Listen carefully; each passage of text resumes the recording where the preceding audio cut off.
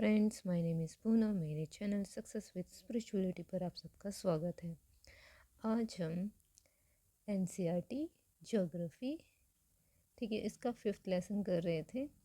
इसका part B है। ये पार्ट तो 5th है, 5th का बी पार्ट है, ठीक है। इसमें मैंने आपको लास्ट वीडियो में कुछ क्वेश्चंस, कुछ लाइनें जो है इम्पोर्टेंट वो कराई थी।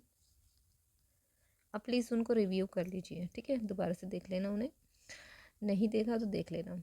मैं शुरू करती हूँ। आपका टाइम वेस्ट मैं बिल्कुल नहीं कर रही हूँ, ठीक है, क्योंकि मैं सिर्फ उन्हीं पॉइंट्स को कवर कर रही हूँ जो आपके एग्ज़ाम के लिए ज़रूरी हैं। तो टाइम वेस्ट ना करते हुए पहला है आपका पर्वतीय वन, ठीक है। इससे पहले हमने उष्णकटिबंधीय सदाबहार और पर्णपाती वन के बारे में किया था, ठीक है। अब पर्वतीय वन जो है ना, इसमें तापमान की कमी होती है और हम जैसे जैसे ऊंचाई के साथ आगे बढ़ते चले जाते हैं, इसमें प्राकृतिक वनस्पति में अंतर देखने को मिल जाता है, ठीक है। अब यहाँ पर आप देखो कि ऊंचाई में जब हम जैसे ऊंचाई में चले गए, ठीक, तो यहाँ पर जो कि किस तरह की कितनी ऊंचाई में 1000 मीटर से 2000 के मीटर तक की ऊंचाई वाले क्षेत्रों में आर्द्र शीतोष्ण कटिबंध पाए जाते हैं, ठीक है। 1000 से 2000 तक की ऊंचाई वाले क्षेत्रों में किस प्रकार के वन पाए जाते हैं? आर्द्र शीतोष्ण कटिबंध वन पाए जाते हैं। अब इनकी जो पत्तियां होती हैं वो कैसी होती हैं? चौड़ी होती हैं, जैसे कि ओक और चेस्टनट, ठीक है। ओक और चेस्टनट जो वृक्ष हैं वो आपको कहाँ पाए जाते हैं? 1000 मीटर से 2000 मीटर की ऊंचाई वाले आर्द्र शीतोष्ण कटिबंध वन में, ठीक है। और फिर 1500 से 3000 मीटर की ऊंचाई के बीच शंकुधारी वन पाए जाते हैं, ठीक है। 1500 से 3000 मीटर की ऊंचाई के बीच शंकुधारी वन के वृक्ष हैं, जैसे चीड़, देवदार, सिल्वर फर, स्प्रूप्स, सीडर आदि पाए जाते हैं, ठीक है। और ये वन प्राय हिमालय की दक्षिणी ढाल, दक्षिण और उत्तर पूर्वी भारत के अधिक ऊंचाई वाले भागों में पाए जाते हैं। और यही ऊंचाई अगर और ज़्यादा हो जाए तो ये जो वन थे ये प्राय शीतोष्ण कटिबंध वर्षा के मैदान पाए जाएंगे, ठीक है। अब हम प्राय और आगे बढ़ते हैं और ऊंचाई पे जाते हैं तो 3600 मीटर की ऊंचाई पर हमें जो है ना ये वन ना मिलकर क्या मिलेंगे? घास के मैदानों का स्थान जो है वो क्या लेगी? अल्पाइन वनस्पति ले लेती है। तो अल्पाइन जो वनस्पति है वो कितनी ऊंचाई पर आपको देखने को मिलेगी? 3600 मीटर की ऊंचाई पर, ठीक है। तो यहाँ पर ये जैसे मुख्य वृक्ष है, जैसे सिल्वर फर, जूनिपर, पाइन और वर्षों के इन वनों के मुख्य वृक्ष हैं, ठीक है। और जैसे जैसे हम हिम रेखा के निकट पहुँचते हैं तो इन वृक्षों के आकार जो होते हैं ना वो छोटे होते चले जाते हैं और फिर उसके बाद झाड़ियाँ बन जाती है और लास्ट में अल्पाइन घास के मैदानों में विलीन हो जाती है, ठीक है। ये याद कर लेना कि अधिक ऊंचाई वाले भागों में मॉस, लिचिन घास टुंड्रा वनस्पति का एक भाग है। अधिक ऊंचाई वाले भागों में जो मॉस है, लिचिन घास है, वो टुंड्रा वनस्पति का ही क्या है? एक भाग है। तो इन वनों में यानी कि जो आपके पर्वतीय वन है वहाँ पर किस प्रकार के आपको प्राणी यानी कि जानवर देखने को मिलते हैं, ये याद कर लेना, ये ज़रूर पूछे जाते हैं। जैसे कश्मीरी महामृग, चितेरा, हिरन, जंगली भेड़, खरगोश, तिब्बतियाइन बारहसिंगा, याक, हिम तेंदुआ, गिलहरी, रीछ, आइसबर्ग, कहीं कहीं पर लाल पांडा, घने बाल वाली भेड़ और बकरियां पाई जाती हैं। उसी तरह से फिर है आपका मैनग्रोव वन क्या है और कहाँ पर है, ठीक है। मैनग्रोव वन की आपको एक पिक्चर आपको दिखाई दे रही है। इसमें क्या है कि जो पेड़ की जड़ें हैं वो कहाँ पर हैं? पानी के अंदर है, ठीक है। ये वनस्पति कौन सी वनस्पति? मैनग्रोव जो वनस्पति है वो तटवर्ती क्षेत्रों में जहाँ ज्वार भाटे आते हैं वहाँ की महत्वपूर्ण वनस्पति है। यहाँ पर क्या होता है? मिट्टी और बालू तटों पर इकट्ठा हो जाती हैं। और घने मैंग्रोव एक प्रकार की वनस्पति है जिसके पौधों की जड़ें कहाँ डूबी रहती हैं? पानी में। ठीक है, जैसे गंगा, ब्रह्मपुत्र, महानदी, गोदावरी, कृष्णा, कावेरी, ये सब नदियाँ जो हैं वो यहाँ के डेल्टा भागों में इस प्रकार की वनस्पति, किस प्रकार की? मैंग्रोव वनस्पति आपको देखने को मिलती है। तो जो गंगा और ब्रह्मपुत्र डेल्टा है, वहाँ पर कौन से वृक्ष पाए जाते हैं? सुंदरी वृक्ष पाए जाते हैं। ठीक है, और यहाँ पर और भी अन्य वृक्ष हैं, जैसे नारियल, ताड़, केवड़ा और आपका इगार। ठीक है, बंगाल टाइगर जो है वो आपको गंगा ब्रह्मपुत्र डेल्टा में आपको देखने को मिलेगा। ठीक है, याद कर लेना। और है फिर हम उसके बाद पढ़ते हैं हाँ, ये वाला अब है वन्य प्राणी के बारे में। ठीक है, वन्य प्राणी कितने हैं, कितने नहीं हैं? तो पहले जो है इसके जो आपको ये दे रखे हैं ना स्टेटमेंट्स की, इतनी प्रजातियां मिलती है, इतने से अधिक मिलती है। ठीक है, तो ये आप देख लेना कि मछलियाँ कितनी प्रकार की हैं। 2546 प्रजातियां हैं, जो विश्व के लगभग कितनी प्रतिशत है? 12% है। उसी तरह से आपको पक्षी, जो यहाँ पर पक्षियों की संख्या है, प्रजातियां लगभग 2000 से अधिक है। और जीवों की प्रजातियां कितनी है? 90,000 से अधिक है। ठीक है, और इसी तरह से जो स्तनधारी जानवरों में सबसे महत्वपूर्ण कौन है? आपका हाथी है, जो कहाँ पाया जाता है?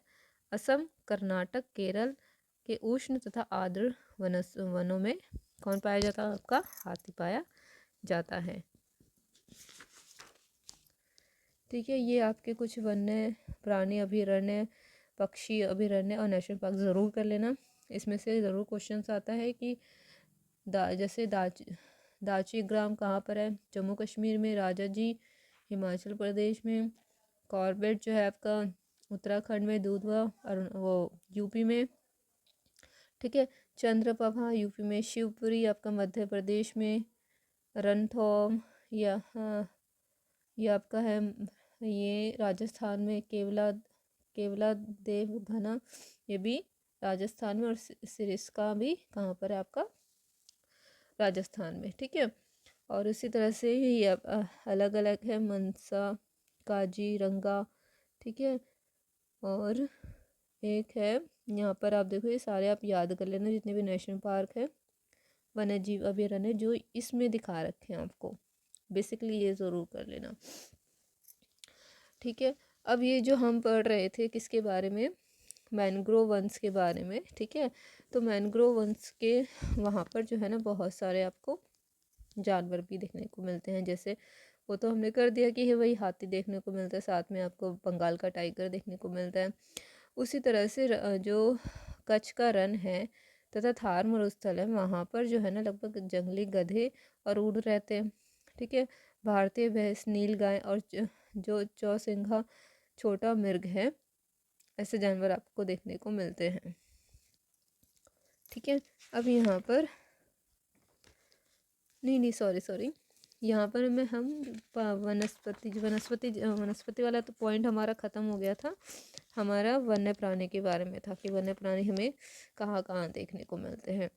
तो ये क्वेश्चन आ सकता है कि भारतीय जीव सुरक्षा अधिनियम कौन से सन में लागू किया गया था? वो लागू किया गया था 1972 में। ठीक है, अब शेर, जो भारतीय शेर जो है उसका प्राकृतिक वास स्थल कहाँ पर है? आपका गिर जंगलों में। ठीक है, और गिर जंगल कहाँ पे? गुजरात में। मध्य प्रदेश जो बाघ है वो आपको कहाँ देखने को मिलते हैं? मध्य प्रदेश और झारखंड के वनों में, पश्चिम बंगाल के सुंदर वनों में और हिमालय क्षेत्रों में आपको बाघ देखने को मिलेंगे। ठीक है, तो याद रखना जो शेर है वो कहाँ देखने को मिलेगा? गुजरात के गिर जंगलों में। और जो बाघ है वो मध्य प्रदेश के झारखंड वाले हिस्से में के वनों में, पश्चिम बंगाल के सुंदर वनों में और हिमालय क्षेत्र में आपको देखने को मिलेंगे। ठीक है, उसी तरह से आपको याक देखने को मिलता है कहाँ पे? लद्दाख वाले एरिया में।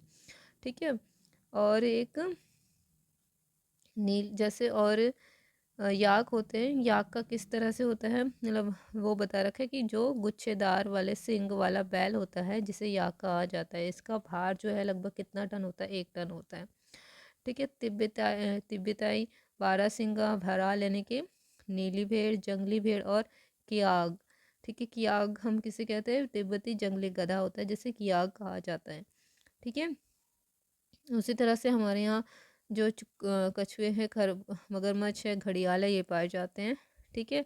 और घड़ियाल किसकी प्रजाति का प्रतिनिधि है, मगरमच्छ की। ठीक है।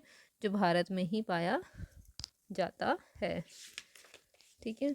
और ये कुछ आपके 14 जैव मंडल इंस्टीट्यूशन है, अब जो है वो 19 या 18 हो चुके हैं। ठीक है। तो जो इसमें वो तो ज़रूर कर लें, जैसे सुंदरवन, मन्नार की खाड़ी, नीलगिरी, नंदा देवी, नाकरेक, ग्रेट निकोबार, मनसा, सिमलीपाल, दिहांग, दिबांग, डुबू, शाइकोवा, अगस्त अगस्ता अगस्त्य, मलाई, कंचनजुंगा, पंचमढ़ी और यह है अचन कामर, अमरकंटक। ठीक है।